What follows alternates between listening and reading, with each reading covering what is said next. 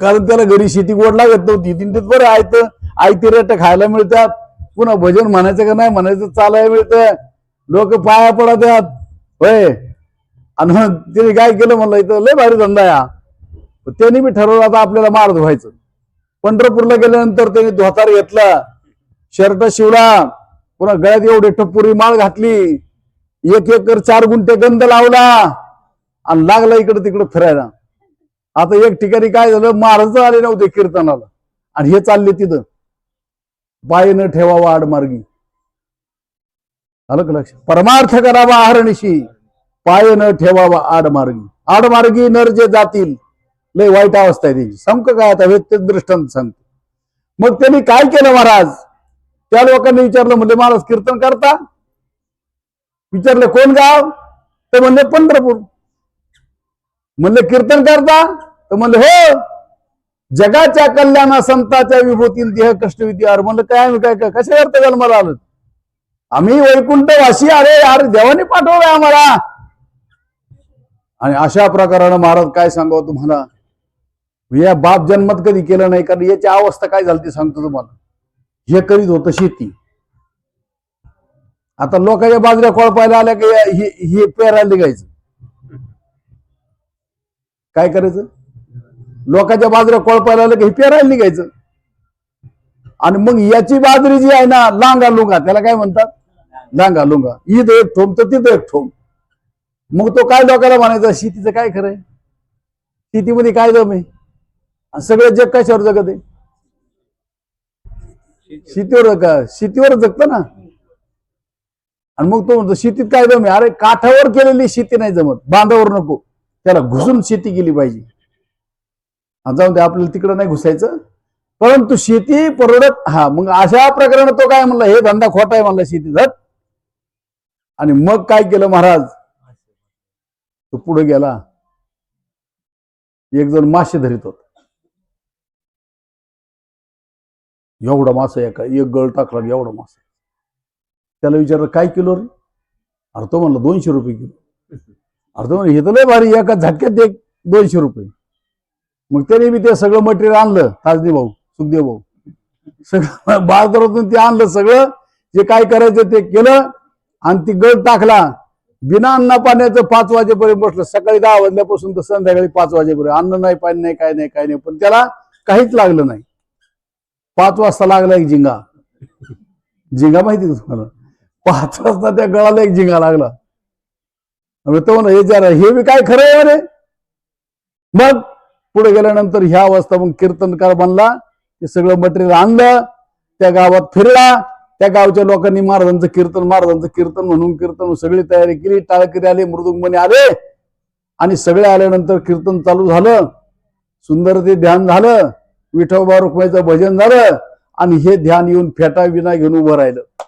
उभं राहिल्यानंतर बाप जन्मात कधी काही केलं नाही, आडमार्गाने वागत आला, नको त्या गोष्टी केल्या. आणि अशा प्रकारे त्या ज्यावेळी कीर्तनाला उभा राहिला ना, त्याला काहीच येणं महाराज. मग ते कार्यकर्ते होते ना असे तरुण पोरं, यांनी चांगल्या घरात त्याला उलटा टांगून ठोकला चांगला. पण आमचे पांडुभाऊ सारखे होते, म्हणे अरे असं नका करू, 2 माळा गळ्यात मेला वार करीत तुम्हाला पाप लागेल म्हणले, सोडा. आणि मग त्या पांडुभाऊनी त्याला गळ्यावर हात टाकला, बाजूला नेलं. बला बेटा, अरे तुला येत नव्हतं तर कशाला करायचा? तो म्हणला क्या करू साहब, बोले खेती किया तो लांगा लुंगा, मच्छी पकडा तर झांगा झुंगा, आणि भजन किया तर उलटा टांगा. हो, पाय न ठेवावा आडमार्गी. आलं का लक्षात? म्हणून अहर्निशी सदा परमार्थ करा. अहर्निशी म्हणजे सततम कीर्तयंतो मा, भगवंताचं नामस्मरण सतत करावं. पण ती सतत करण्याची रीत जी आहे ती आपल्या सद्गुरूकडून शोधून घ्यावी. भजन तर सगळेच करतात. ज्या जगामध्ये जन्माला आलेला जो प्रत्येक मनुष्य आहे, देख पा मनुष्य जात सकळ स्वभावताच भजनशील, झाले असे केवळ माझे ठाई, परी ज्ञाने विन नाशिले, बुद्धी भेदाशी आले, कल्पू नये ते कल्पू लागले अनेकत्व. दादा, आपण आईच्या उदरामध्ये असताना कसं होतं माहिती का तुम्हाला? उलट टांगलेलं होतं. आणि आईच्या उदरामध्ये असताना नाकी तोंडी क्रमी किडे गर्भवासाचे दुःख काढे. कवना पुढे सांगू बापा, काय सांगू गर्भीच्या यातना, मज भोगिता नारायणा, मासमळ मूत्र जाना, तुझं क्षणोक्षणात ध्यात असे. त्यावेळेस सुद्धा आपण देवाचं क्षणोक्षणात चिंतन करत होतो, देवाचं सतत. परंतु झालं कसं, धरणी वायू लागता, स्मरण विसरे तत्वता, ओळखू लागे माता पितान कोहम कोमाई सरळी. आईच्या उदरातून तू घसरला तसा पसरला, आणि पसरला तसा काय विसरला? ती नामस्मरण करण्याची जी रीत होती ती विसरला. आणि आताही तू बाहेर आल्यानंतर देवाचं चिंतन करतोय, अन्नदान करतोय, पंढरपूरला जातोय, दररोज घरी देवाची पूजा करतोय, सगळं करतो का नाही करत? पण तरी सुद्धा मेळ बसत नाही. आम्ही करतो सगळं, पण त्याचा काही मेळ बसत नाही. मग तो मेळ जर घालून घ्यायचा असेल तर महाराज म्हणतात, गुरु बिन कोण बतावे वाट, बडा बिकट यम घाट भ्रांती की बडी नदिया बीच में अहंकार किलाट. कोणता अहंकार जर असेल, मी देह म्हणता ब्रह्महत्या कोटी येऊन या पाठी थपटती, त्या देहाला मी म्हणणं हे मोठं पाप आहे, लक्षात ठेवा. देह तुमचा इथपर्यंत बरोबर आहे, पण देह मी म्हणणं हे चुकीची गोष्ट आहे. आणि अशा प्रकारची गोष्ट ती समजून घेण्याकरता, भगवान परमात्म्याचं नामस्मरण करण्याकरता अहर्निशी सदा परमार्थ करावा. परमार्थ म्हणजे काय? परमपदाचा अर्थ समजून घेऊन करणं, त्याला परमार्थ म्हणतात. थोडक्यात सांगायचं जर झालं तर नेमतेपणात केलेला परमार्थ जो आहे, बरं का पांडुरंग महाराज माऊली, नेमतेपणात केलेला परमार्थ तो प्रपंच आहे. पण जाणतेपणामध्ये केलेला परमार्थ सुद्धा काय? जाणतेपणात केलेला प्रपंच सुद्धा परमार्थ आहे. पण नेमकेपणात केलेला परमार्थ हा प्रपंच आहे, लक्षात. तो भोगल्याशिवाय त्याला सद्गती नाही. केले कर्म झाले तेची भोग आले, उपजले मेले ऐशी किती. मग आम्हाला ते कर्म आम्हाला कळलं पाहिजे. कर्माच्या गती असती गहना, जे जे होणार ते कदा चुके ना. मग आमचं ह्या जन्मात आल्यानंतर कोणतं कर्म करायचं? किम कर्म.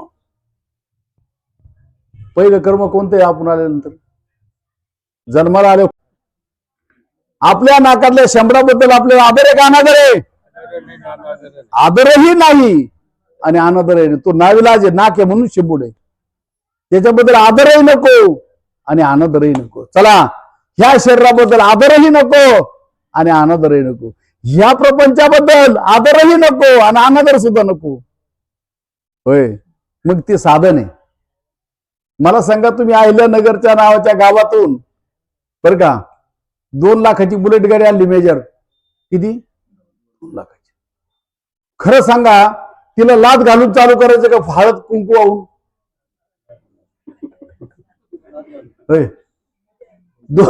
2 लाखाची बुलेट नावाची गाडी आणली, तिला लाद घालायची का हळद कुंकू व्हायचं? तिला लातच घालावं लागन. तसं हिला सुद्धा लातच घालावं या बुलेटला. ती लय सोकल्यावानी करती, कुठे पाहती, जे पाहू नाही पाहती, करू नाही ते करती, काही बी करती. आणि तिला झापड लावून काय करायचं? नीट नेटकं करायचं. झडझडवणी व्हायला आले, हल भजन कर, चल दिंडीला. ते आतून सांगत नाही कसं काय जमन तुला? माय बघ लय व्यापी. अरे काय व्यापी, तू जाशील मरून तर टाकतील पुरून, हाय तरुण तर घे करून, जातील मरून तर टाकतील पुरून. तरुणा भाग्यवंत न ते हरी. आता हे यांचं काय काम आहे? मांडवादारी म्हातारा काही कामच आहे काय? मैपती महाराज मी नाही बोलत बरं का, तू म्हणतो तुम्ही असं काय बोलता. मैपती महाराज म्हणतात, दक्षिण दिशेचा नसावा वारा आणि मांडवादारी नसावा म्हातारा. आता म्हणलं या आमच्याकडे मुलगा पाहायला, आणि मग तुम्ही यांना बसवलं, यांना देता का 500 रुपये हातात? मांडवादारीचा म्हातारा काही कामाचा नाही, दक्षिण दिशेचा वारा काही कामाचा नाही. मग ज्याला परमार्थ करायचं त्यांनी तरुणपणामध्ये करावा. 16वं वर्ष धोक्याचं नाही महाराज, 16वं वर्ष मोक्याचं आहे माणसाचं. एकदा तो ट्रॅक चुकला जीवनातला का पुन्हा त्या ट्रॅकवर येऊ शकत नाही. म्हणून आमच्या साधू संतांनी येण्याची पण ते चालू जाता न पडे गुंता कोठे काही. मी कशा करता सांगतो, पाय न ठेवावा आडमार्गी. आडमार्ग म्हणजे देहाच्या पद्धतीनं. त्याच्या 2 गोष्टी आहेत, परधर्म आणि स्वधर्म. परधर्म म्हणजे आत्मधर्म आणि स्वधर्म म्हणजे आत्मधर्म आणि परधर्म म्हणजे देहधर्म. आता खरं सांगा, आपण देहधर्माने वागतो का परधर्माने वागतो? काम कर. देहधर्माने वागतो. मनाला वाटतं तसं करतो. त्याला वाटत आता तंबाखूच खावा, मनाला बर का, मनाला वाटत गोबी खावा, त्याला गोबी खाऊन गोवा खालची माती खावा असं वाटत. इतकं नालायक हे मन. हे मन आहे ना, हिजाड आहे ते. हिजाडीने कुठं लढाई केल्या का? ते मन ते ते तो म्हणल्यानंतर तिथं पुरुषार्थ आहे, ती म्हणल्यानंतर तिथं माया आहे, आणि ते म्हणल्यानंतर आता ते दडी इकडे बी नाही, दडी रोडवर उभे पा टोल नाक्यावर, ते दडी इकडे नाही, दडी इकडे बी नाही. इजळलेली कधी लांबाई लोणचं बी नाही. ते मन. आणि ह्या जातीचं मन आहे. त्या मनाला काय करायचंय तुम्हाला माहिती? मन आहे ना, मन मनाला माहितीये का मला राहायला जागाच नाही दुसरी. सांगा, तुमचं मन जर तुम्ही कुठे गेले आणि तुमच्या मनाला म्हणले तू आजचे दिवस थांब घरी, मी जरा जाऊन येतो वारीला, थांबन ते? बरं, जाताना कुठं कुठं कुठं जाते? कुणीकडे मी एखादी गोरी गोरी बाई पाहिली तिकडे जात, आहे पवळ जात. हे इतकं मन गदाळ आहे. आणि परमार्थ म्हणजे तरी काय दुसरं? परमार्थ म्हणजे फक्त आधी मन घ्यावे हाती, मग पूजावा गणपती, मग मनमुंडा, मग तुम्ही ब्रह्मधुंडा. आधी मन घ्यावे हाती, मग पूजावे गणपती, मनमुंडा, मग तुम्ही ब्रह्मधुंडा. मन करा रे प्रसन्न, सकळ सिद्धीचे कारण. तुम्हाला माहितीये का, माशी सगळ्यावर बसती. माशी आणि चुलीतल्या इष्टावर का बरोबर बसत नाही? होय, माशी बाळाच्या शिवर बसती, जिलबीवर बसती, लाडूवर बसती, फक्त ती चुलीतल्या इष्टावर बसत नाही. तिला माहिती मी जर इष्टावर बसले तर काय होईल. तसं परमार्थ म्हणजे इस्तोय. त्या मनाला काय करायचं? मनपणाने नष्ट करायचंय. मनपणाने न राहता ते मन हे राम झाले, मन हे राम झाले. मला उदाहरण बाप्पू गुरुजी मालुंजेकरांचं दृष्टांत आठवलंय मला. ते दृष्टांत तुमच्या पुढे, मी पदरचं काही बोलत नाही, संतांचं उचिष्ट बोलतो मी तुमच्या पुढे. 2 सख्खे बहीण भाऊ. अरे नाही, याच्या अलीकडे अजून एक सांगतो. पंक्तीत गुलाबजांबू खाल्ले मरणाचे, बरं का महाराज. आग्रह केला खाणार, आणि यांनी 5-50 गुलाबजांबू आठवले तुम्हाला सांगतो. आणि पुढे गेल्या मळमळायला लागलं, आणि जे उलटी झाली का महाराज, सगळे गुलाबजांबू खाली पडले. विठ्ठल माऊली. आणि मग म्हणले, अरे लोक म्हणायला लागले, मोला मागायचं रे, काही तुला अक्कल आहे का? मोला मागायचं टाकलं कुशाला करे, घे खाऊन.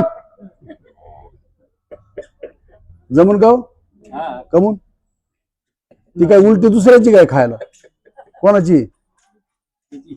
मग कमून नाही खात? त्या मनाला मग खाय, तुझीचे खाय. तो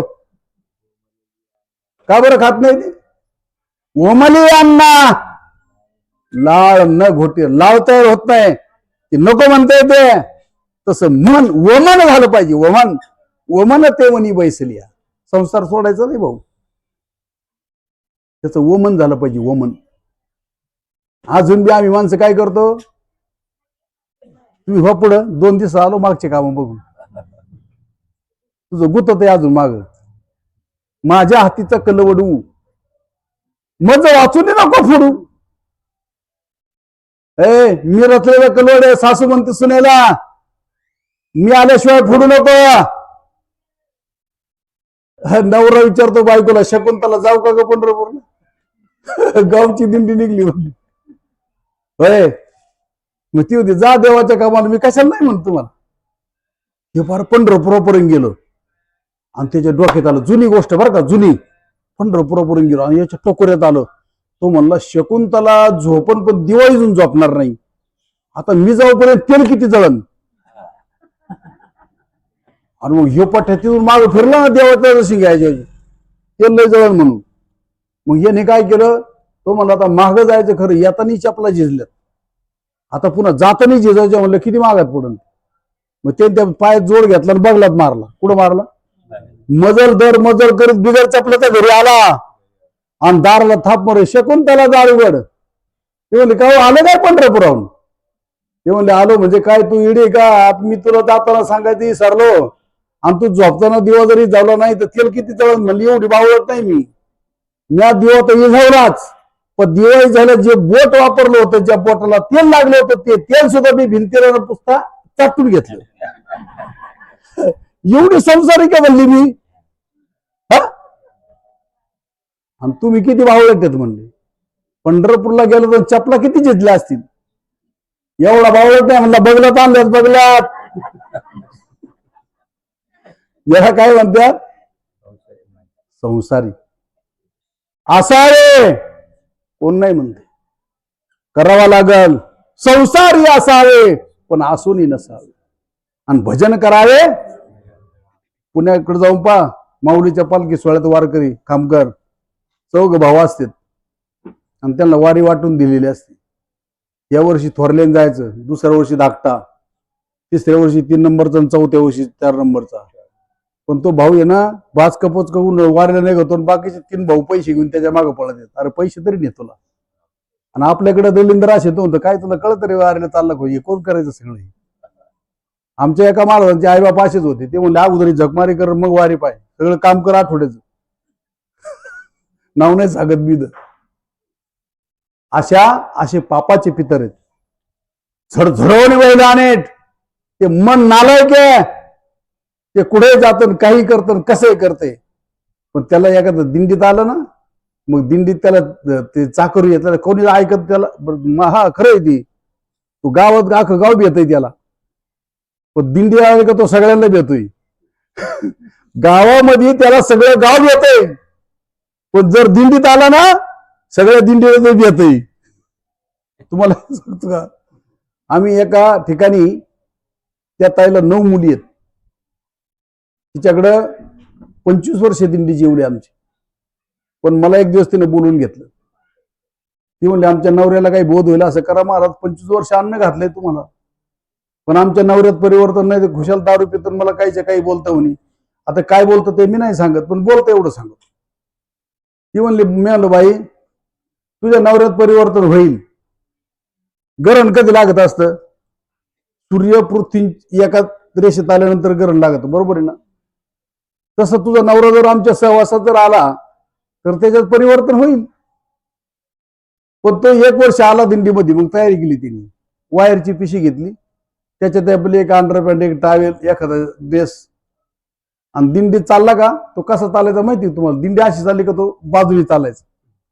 मी त्याला माहिती होतं आपण याच्यात चालायच्या लायकीचे नाही, पण आमचं त्याच्यावर लक्षच असायचं.